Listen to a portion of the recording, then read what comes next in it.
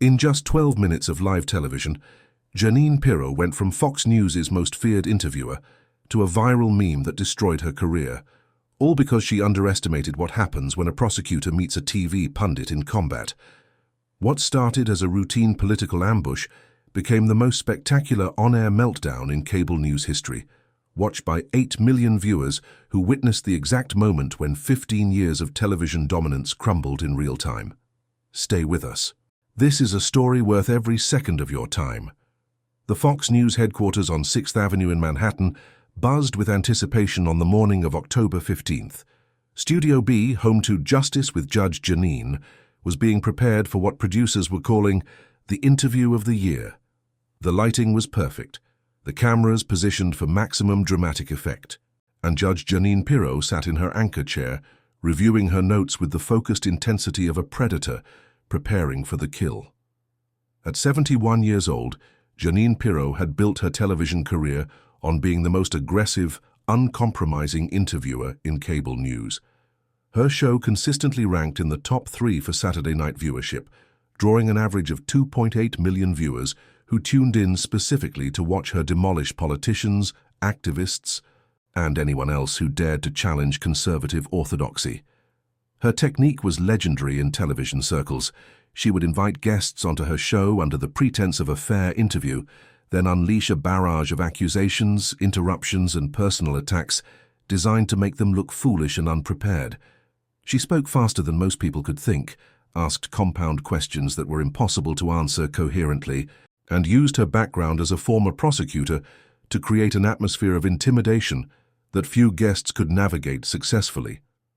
The target for tonight's show was Representative Jasmine Crockett, the freshman Congresswoman from Texas who had been making waves with her investigations into government corruption and her unflinching willingness to challenge powerful interests. Pirro had been watching Jasmine's congressional hearings with growing irritation, particularly her recent confrontations with conservative figures who had previously been considered untouchable. "She thinks she's some kind of crusader," Pirro had told her producers during the planning meeting, "but she's never faced someone who knows how to fight back. I'm going to expose her for what she really is, an opportunistic politician who hides behind righteous indignation to advance her own career." The interview had been billed as an opportunity for Jasmine to explain her extreme positions on criminal justice reform, government accountability, and civil rights. The Fox News publicity machine had promoted it as a must-see confrontation between radical Democrat Jasmine Crockett and America's toughest interviewer.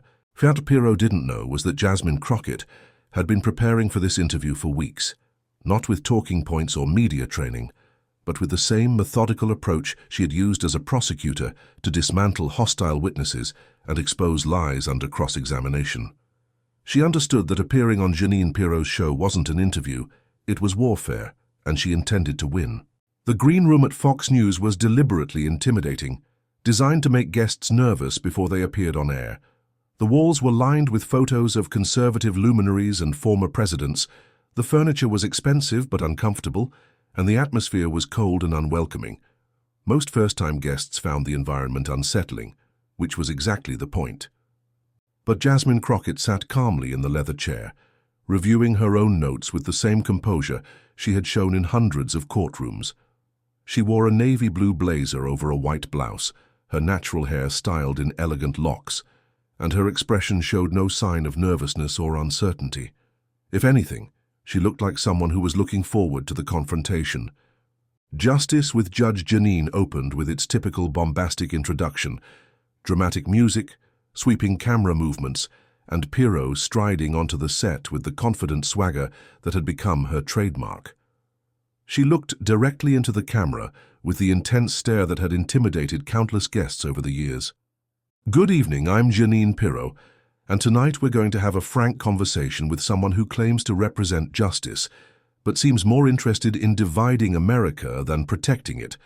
Congresswoman Jasmine Crockett has been making headlines with her so-called investigations and her attacks on law enforcement, but tonight she's going to have to answer some tough questions about her radical agenda."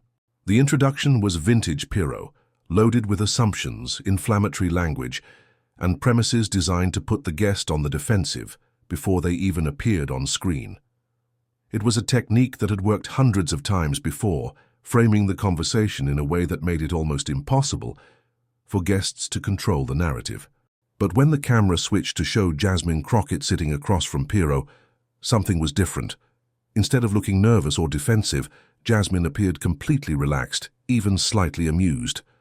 She nodded politely at Pirro's introduction, but showed no sign of being rattled by the aggressive framing. "Congresswoman Crockett," Pirro began, leaning forward with her signature aggressive posture. "You've been very busy since coming to Congress, launching investigations, making accusations, attacking institutions that have served this country for decades.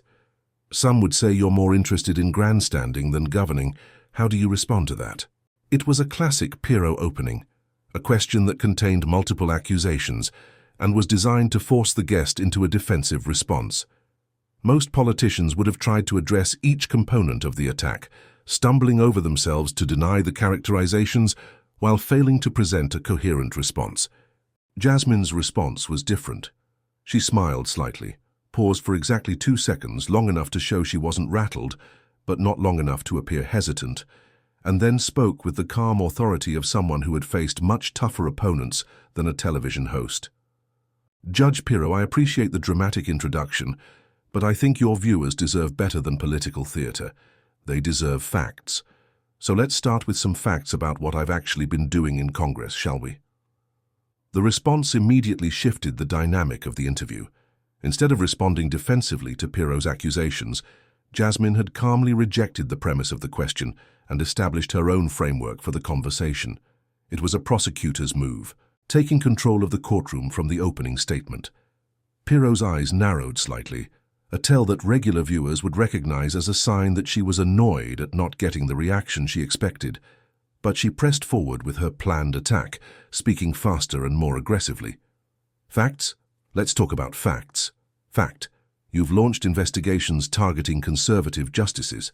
Fact: you've attacked law enforcement officers doing their jobs. Fact: you've aligned yourself with the most radical elements of your party. Those are the facts that matter to my viewers." But Jasmine was ready for this too. She reached into a folder she had brought with her, something most guests never did on Pirro's show, and pulled out a single sheet of paper. "I'm glad you want to talk about facts, Judge Pirro, because I brought some with me." What happened next had never occurred in the 15-year history of justice with Judge Jeanine. A guest had come prepared with documentation, and they were using it to counterattack rather than defend. Jasmine held up the paper so the camera could see it clearly, an official FBI crime statistics report, with specific data highlighted in yellow. "Let's talk about law enforcement since you brought it up," Jasmine said, her voice remaining calm but gaining strength. "According to the FBI's own statistics, violent crime has decreased by 23% in districts where community policing reforms have been implemented, reforms that I've supported. Property crime is down 31%. Police officer safety has improved by 18%. Those are the actual facts about the policies you're calling attacks on law enforcement." Pirro was clearly thrown off by this approach. Her technique relied on making rapid accusations that guests couldn't fact-check in real time, forcing them to respond emotionally rather than factually. But Jasmine had come prepared for exactly this kind of assault, with specific data that directly contradicted the narrative Pirro was trying to create. "Those statistics are misleading," Pirro shot back, but her voice had lost some of its confident edge. "You're cherry-picking data to support your anti-police agenda." "I'm citing FBI statistics, Judge Pirro. Are you saying the FBI is part of an anti-police agenda?" It was a brilliant rhetorical move. Pirro had built her career on supporting law enforcement, but now she was in the position of either accepting data that contradicted her narrative or attacking the credibility of the FBI itself. Either choice would undermine her position. Pirro tried to pivot, speaking even faster now. "Let's talk about your investigation into Supreme Court justices. You're trying to undermine the highest court in the land based on partisan politics. You're attacking justices who have dedicated their lives to—" "Judge Pirro," Jasmine interrupted calmly, "are you saying that Supreme Court justices should be above ethical oversight?" The interruption was perfectly timed and devastatingly effective. Pirro was used to being the one who interrupted, who controlled the pace and flow of conversation. Having a guest interrupt her, especially with such a pointed question, completely disrupted her rhythm. "That's not what I said," Pirro replied, but her voice was rising now, showing the first signs of the frustration that would soon consume her entirely. "Then you agree that justices should follow the same ethical standards as other federal judges? Because that's exactly what my investigation is designed to ensure." Jasmine's tone remained conversational, but her logic was unassailable. She had taken Pirro's attack and turned it into a trap, forcing the host to either agree with her position or take the untenable stance that Supreme Court justices should be exempt from ethical oversight. The studio audience, Fox News employees and VIPs who attended tapings, was beginning to shift uncomfortably in their seats. This wasn't going according to the usual script. Instead of watching Pirro demolish another liberal politician, they were watching their star host struggle to maintain control of her own show. Jeanine Pirro was beginning to realize that she had seriously underestimated her opponent, but her ego and her television persona wouldn't allow her to adjust her approach. Instead, she doubled down on aggression, speaking even faster and making increasingly personal attacks. "Congresswoman, you seem to think you're some kind of crusader for justice, but your record tells a different story. You've been in Congress for less than 2 years, you have no significant legislative achievements, and you spend more time on television than you do actually governing. How do you justify your salary to the taxpayers?" The attack was more desperate than strategic, a scattershot of accusations that revealed Pirro's growing frustration. But Jasmine had anticipated this line of attack as well. "Judge Pirro, since you brought up television appearances, I'm curious. How many hours a week do you spend preparing for this show versus how many hours you spend researching the topics you discuss?" The question hit like a precision strike.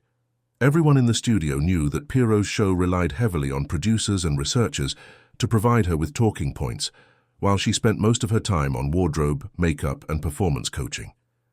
Jasmine had just called attention to the fundamental difference between a working politician and a television personality. Pirro's face flushed red, a physical reaction that was clearly visible to the 8 million viewers watching at home. "I've been in television for 15 years. I've interviewed presidents and I've been prosecuting criminals for 20 years, Jasmine replied smoothly.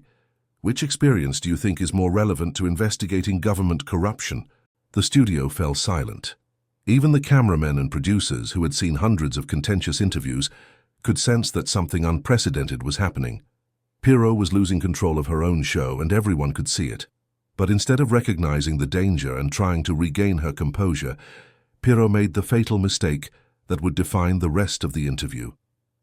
She abandoned any pretense of journalistic professionalism and launched into a personal attack that revealed the depth of her desperation. "Listen, sweetheart," she said, her voice dripping with condescension. "I don't know what they teach you in whatever law school you went to, but in the real world we deal in facts, not feelings." The sweetheart comment landed like a bomb in the studio. Calling a sitting member of Congress sweetheart on live television was such a blatant show of disrespect that even Fox News employees winced. Several people in the studio audience audibly gasped. But Jasmine's reaction was perfect. She didn't get angry, didn't raise her voice, didn't show any emotion at all. Instead, she smiled slightly and delivered the line that would become the most quoted moment of the interview. "Judge Pirro, I went to Southern University Law Center, where I graduated summa cum laude before spending 20 years prosecuting cases with a 94% conviction rate. What law school did you attend, and what was your conviction rate as a prosecutor?" The question hung in the air like a sword over Pirro's head. Everyone in the studio knew the answer, and it was devastating. Jeanine Pirro had indeed been a prosecutor, but her record was far from impressive. She had served as a district attorney for 5 years in the 1990s, but her tenure had been marked by controversies, ethical questions, and a conviction rate that was well below the national average. More embarrassingly, Pirro had graduated from Albany Law School, a respectable institution but hardly the elite education she often implied she had received. Her academic record was average, and her legal career had been built more on political connections than on courtroom excellence. Jasmine's question had expertly exposed the difference between actual legal expertise and television persona. While Pirro had spent 15 years playing a prosecutor on TV, Jasmine had spent 20 years being one in real life. Pirro's response revealed the depth of her desperation. "My qualifications speak for themselves," she said, but her voice was shaky now, and she was avoiding eye contact with Jasmine. "Actually, they don't," Jasmine replied calmly, "which is why I asked for specific information. If we're going to compare credentials, let's compare them honestly." The studio audience was now completely silent, watching what was clearly the most humiliating moment in Jeanine Pirro's television career. The woman who had built her reputation on destroying guests with aggressive questioning was being systematically dismantled by someone who actually knew how to fight back. But Pirro's ordeal was just beginning. Sensing that her opponent was wounded, Jasmine pressed her advantage with the methodical precision of a prosecutor, cross-examining a hostile witness. "Judge Pirro, you mentioned that I spend too much time on television. According to public records, you've made 312 television appearances in the past year, not including your own show. I've made 47. You've published 2 books in the past 3 years while serving as a television host. I've authored 6 pieces of legislation while serving in Congress. Which one of us do you think is more focused on substantive work?" Each fact was delivered with surgical precision, backed by documentation that Pirro couldn't challenge. Jasmine had come prepared for every possible line of attack, and she was systematically destroying each one with verifiable information. The camera operators, following their training, kept the cameras rolling even as it became clear that they were documenting a career-ending meltdown. The show was live, broadcast to millions of viewers, and there was no way to stop what was happening. Pirro made one last desperate attempt to regain control. "This is exactly what I'm talking about," she shouted, her voice now clearly agitated. "How you come on my show and turn it into some kind of courtroom performance? This is television, not a trial." Jasmine's response was delivered with devastating calm. "You're right, Judge Pirro. This is television. But you invited me here to discuss serious issues affecting the American people. If you want to have a serious conversation, I'm prepared for that. If you want to continue with personal attacks and misinformation, I can respond to that too. What would you prefer?" What happened next became the most replayed moment in cable news history. Faced with Jasmine's calm professionalism and unshakable composure, Jeanine Pirro completely lost control. Her carefully crafted television persona cracked like a broken mask, revealing the frustrated, confused, and increasingly desperate person underneath. "You know what?" Pirro said, standing up from her chair and pointing at Jasmine. "I've been doing this for 15 years, and I don't have to sit here and be lectured by some freshman congresswoman who thinks she knows everything." The physical gesture of standing and pointing was unprecedented in the show's history. Pirro had always maintained the appearance of controlled aggression, but now she looked unhinged, desperate, and completely out of control. Jasmine remained seated, looking up at Pirro with the same calm expression she had maintained throughout the interview. "Judge Pirro, would you like to sit down so we can continue our conversation like professionals?" The offer was made in a tone that was simultaneously respectful and devastating. By remaining calm while Pirro melted down, Jasmine had reversed their roles completely. She now looked like the adult in the room, while Pirro looked like a child having a tantrum. "Don't tell me what to do," Pirro snapped, her voice rising to a level that was clearly audible to everyone in the studio. "This is my show. I ask the questions here."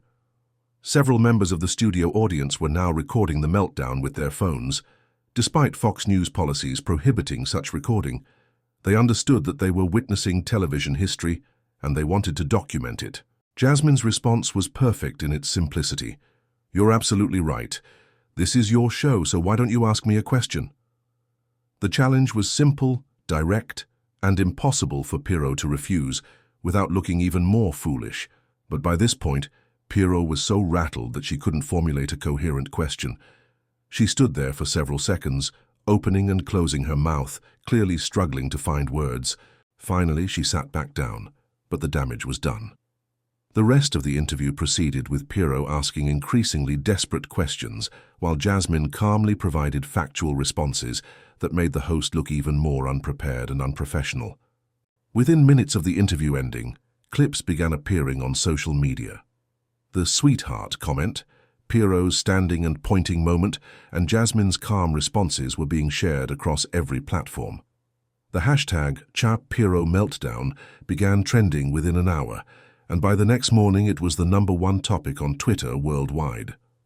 The contrast between the two women couldn't have been more stark. Pirro looked angry, desperate and unprofessional, while Jasmine appeared calm, competent and unflappable. The visual comparison became a meme almost immediately, with internet users creating side-by-side images that captured the moment when television punditry met actual expertise. But the memes were just the beginning. News organizations across the political spectrum picked up the story, not as a partisan political issue, but as a media story about professional competence and television credibility. Even conservative commentators struggled to defend Pirro's performance, with many suggesting that she had been unprepared for a guest who actually knew how to fight back.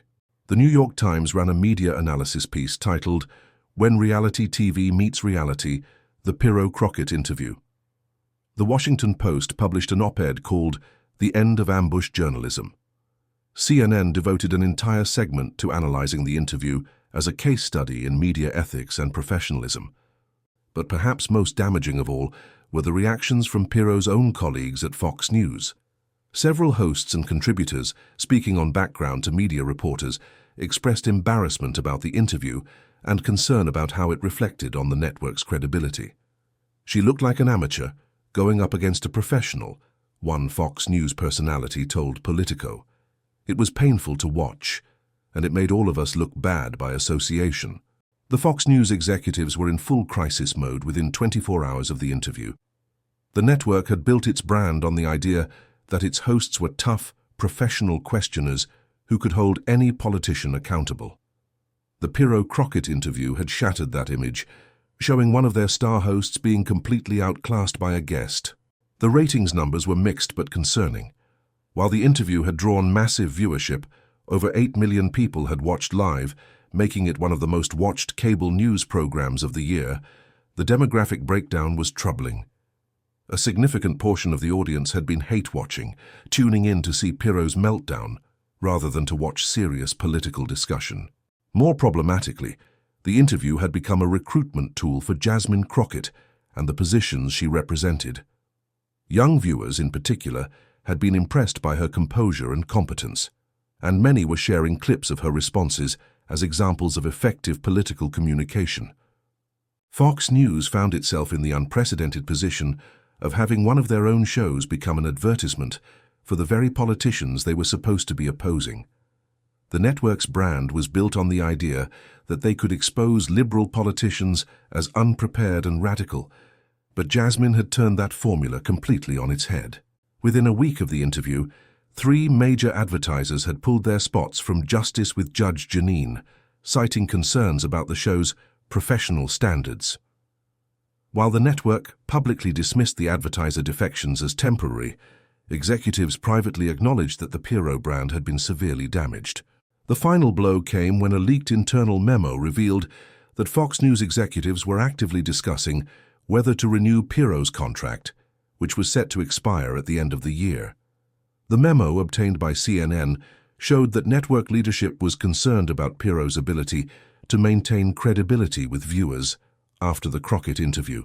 Within months of the interview, media studies programs across the country were using the Pirro-Crockett confrontation as a case study in communication, journalism ethics, and political media. The interview had become more than just a viral moment. It was now considered a landmark example of how traditional media power structures could be challenged and disrupted. Professor Sarah Martinez at Columbia Journalism School wrote a detailed analysis of the interview for the Harvard Review of Journalism. Her piece, titled "The Death of Ambush Journalism: Lessons from the Pirro-Crockett Interview," became one of the most cited media studies articles of the year. "What we witnessed," Martinez wrote, "was the collision between old-school television theatrics and new-school political competence. Pirro represented a dying breed of television personality who relied on aggression and performance to maintain authority. Crockett represented a new generation of political figure who understands that substance and preparation are more powerful than volume and bluster." The interview was also studied in law schools as an example of effective cross-examination techniques adapted for television. Jasmine's ability to maintain composure under attack, use factual evidence to counter accusations, and turn hostile questions into opportunities to advance her own message became a model for how political figures should handle adversarial interviews. But perhaps most significantly, the interview marked a turning point in how television news approached political coverage. The spectacular failure of Pirro's ambush tactics led many networks to reconsider their approach to interviewing political figures, with some adopting more substantive, fact-based formats that were less likely to backfire. For Jeanine Pirro, the consequences of the interview were swift and severe. Within 2 months, Fox News announced that Justice with Judge Jeanine would be restructured for the following season, with Pirro moving to a reduced role as a contributor rather than hosting her own show. The official explanation was that the network wanted to refresh its weekend programming. But media insiders understood that Pirro had been demoted as a direct result of the Crockett interview. Her ability to intimidate guests, the core appeal of her show, had been completely destroyed by her public humiliation. Pirro attempted to rebuild her image through a series of interviews and public appearances, but the damage was irreversible. She had been exposed as a television performer rather than a serious journalist, and viewers who had once seen her as a credible voice now viewed her as a cautionary tale about the dangers of confusing aggression with competence. Her book deals were cancelled, her speaking engagements dried up, and her social media following began to decline as the viral clips of her meltdown continued to circulate.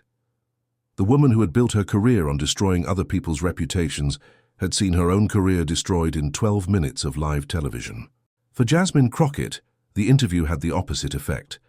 She became a sought-after guest on news programs across the political spectrum, with producers recognizing that she could handle any hostile interviewer with competence and grace. Her approval ratings among Democratic voters soared, and she began receiving invitations to speak at major political events and fundraisers. More importantly, the interview had established her as a serious political figure who couldn't be dismissed or intimidated by traditional media gatekeepers. She had proven that preparation, expertise, and composure were more powerful than television theatrics and manufactured controversy. The Pirro-Crockett interview had ripple effects throughout the television news industry that continued for years. Producers and executives at every network began reassessing their approach to political interviews, recognizing that the old model of ambush journalism was no longer effective against a new generation of media-savvy politicians. Several high-profile television hosts quietly received additional training in substantive interviewing techniques, as networks realized that their stars were vulnerable to the same kind of systematic dismantling that Jasmine had employed against Pirro. The era of relying purely on aggression and interruption to control interviews was effectively over. New hiring practices emerged across the industry, with networks placing greater emphasis on journalistic credentials and substantive expertise rather than just television presence and partisan appeal. The spectacular failure of Pirro's performance-based approach had demonstrated the risks of prioritizing entertainment value over professional competence. Young journalists entering the field began studying Jasmine's techniques as much as they studied traditional television interviewing methods. Her ability to turn hostile questions into opportunities, use factual evidence to counter attacks, and maintain composure under pressure became standard components of media training programs. The interview also sparked broader conversations about the role of television news in democratic discourse. Academic conferences, industry panels, and public forums began examining whether the adversarial model of political interviewing actually served the public interest, or whether it had become a barrier to substantive political communication.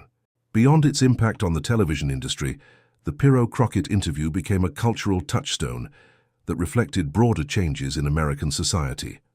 The image of a young, competent black woman calmly dismantling an older white television personality resonated with audiences who were hungry for new models of political leadership and media engagement. The interview was cited in academic papers about changing power dynamics in American politics, the role of expertise in public discourse, and the evolution of media representation. It became a symbol of how traditional gatekeepers could be challenged and overcome through preparation, competence, and moral authority. Social media analysts noted that the viral spread of interview clips represented a new form of political communication, where substantive content could reach massive audiences without traditional media filters. Jasmine's responses were shared not just as political statements, but as examples of effective communication and professional competence. The interview also influenced how young people, particularly young women and people of color, viewed their own potential for political engagement. Seeing someone who looked like them successfully challenge established media authority figures provided a powerful example of what was possible with preparation and courage. 5 years after the interview, its impact continued to shape American political and media culture. Journalism schools taught the Pirro-Crockett confrontation as a case study in media ethics and interview techniques. Political training programs used Jasmine's responses as examples of effective crisis communication and hostile interview management. The phrase "pulling a Pirro" entered the political lexicon as a description of a television host or interviewer who lost control of their own show through poor preparation and emotional volatility. Conversely, Crocketting became shorthand for the technique of using calm competence to expose an opponent's weaknesses. Media criticism became more sophisticated, with audiences developing a better understanding of the difference between substantive journalism and performance-based programming. The public's ability to recognize and reject empty theatrics improved significantly, partly as a result of having seen such a clear example of how expertise could triumph over bluster. Political candidates across the spectrum began incorporating Jasmine's techniques into their media training, understanding that modern audiences responded better to calm competence than to aggressive positioning. The days when politicians could simply avoid difficult questions or deflect with talking points were largely over. The most lasting impact of the Pirro-Crockett interview was the institutional changes it sparked across the television news industry. Networks began implementing new standards for host preparation, guest research, and interview conduct that prioritized substantive discourse over manufactured conflict. Fox News, embarrassed by the global attention their network had received for Pirro's Meltdown, quietly instituted new training requirements for all on-air personalities. Other networks followed suit, recognizing that their own hosts could be vulnerable to similar public humiliation if they relied too heavily on performance rather than preparation. The interview also accelerated the development of new media formats that emphasized substance over spectacle. Long-form interview programs gained popularity as audiences demonstrated their appetite for serious political discourse rather than gotcha journalism and manufactured controversy. Fact-checking became more integrated into live programming, with networks developing real-time verification systems that could identify and correct false statements as they were made. The days when television personalities could make unchallenged assertions on air were effectively ended. For both women involved in the interview, the 12 minutes of live television had profound and lasting impacts on their careers and personal lives. Jeanine Pirro never fully recovered her television prominence, eventually leaving Fox News entirely and attempting to rebuild her career as a legal commentator on smaller platforms. Her attempts at reinvention were hampered by the continued circulation of clips from the Crockett interview, which had become permanently embedded in internet culture as examples of television failure. Every time she appeared in a new venue, social media users would inevitably share the viral moments of her meltdown, preventing her from escaping the shadow of that 12-minute career destruction. Jasmine Crockett, meanwhile, had parlayed her television success into broader political influence and national recognition. She became a sought-after speaker on media literacy, political communication, and the importance of preparation in public service.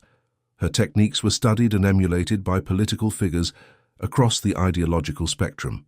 The interview had also cemented her reputation as someone who couldn't be intimidated by traditional power structures, making her an even more effective advocate for government accountability and transparency.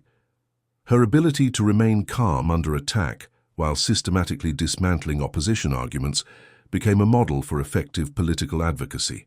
Studio B at Fox News looks exactly the same as it did on that October evening when Jeanine Pirro's career effectively ended on live television. The same cameras, the same lighting, the same anchor desk where she sat confident and prepared to destroy another liberal politician with her trademark aggressive style. But something fundamental had changed in that studio and in television newsrooms across the country. The Pirro-Crockett interview had proven that the old model of ambush journalism was not just ineffective against properly prepared opponents, it was dangerous to the hosts who employed it. The 12 minutes of television that made Jeanine Pirro a viral meme and launched Jasmine Crockett to national prominence became more than just a moment of entertainment. They marked the end of an era when television personalities could rely on aggression and performance to maintain authority, and the beginning of a new period where substance, preparation, and actual expertise would determine who won and who lost in the court of public opinion. The lesson was simple but profound. In an age of information, abundance, and social media scrutiny, competence will always triumph over performance, preparation will always defeat aggression, and truth will always outlast theatrics. Jeanine Pirro learned this lesson in the most humiliating way possible, while Jasmine Crockett demonstrated it in the most effective way imaginable.